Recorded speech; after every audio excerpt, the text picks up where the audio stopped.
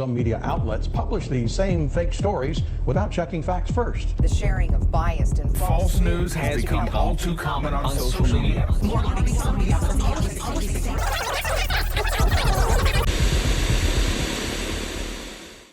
Media manipulation is nothing new. News outlets, whether left-leaning or right-leaning, often frame stories to align with their beliefs and biases of their audience. People know this. They're not blind to it, but they still tune in. Why? Because it feels good to have someone acknowledge and validate your worldview. It's comforting, almost addictive. Now let's add another layer.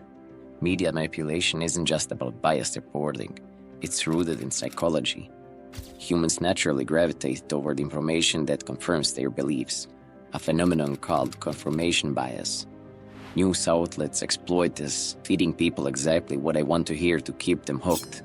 And it works like a charm. But who controls the media?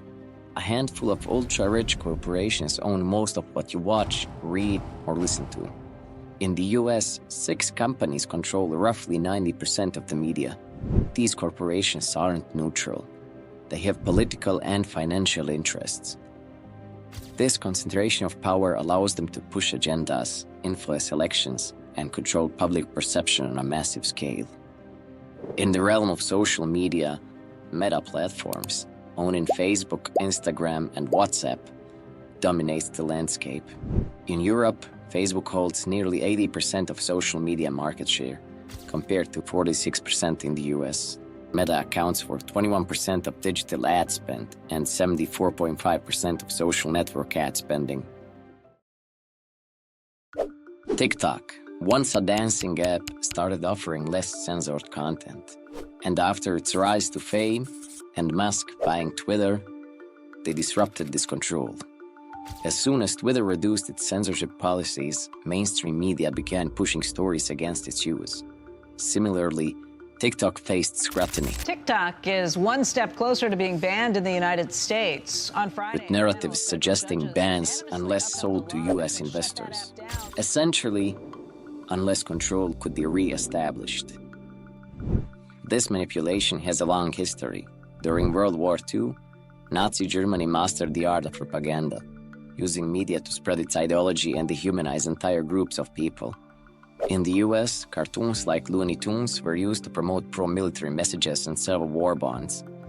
Media didn't just inform, it controlled public opinion, shaping the worldviews of entire nations.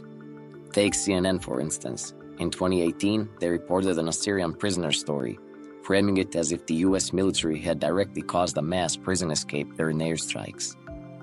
Later, it was proven that the escape was orchestrated by ISIS long before any US involvement. The context was twisted to fit a narrative critical of US actions.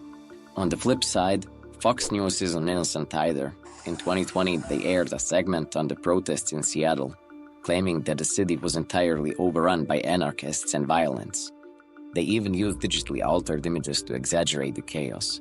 When called out, they quietly removed the segment without any major acknowledgement of the error. These examples highlight a bigger issue. We consume news that tell us what we want to hear, not necessarily what's true.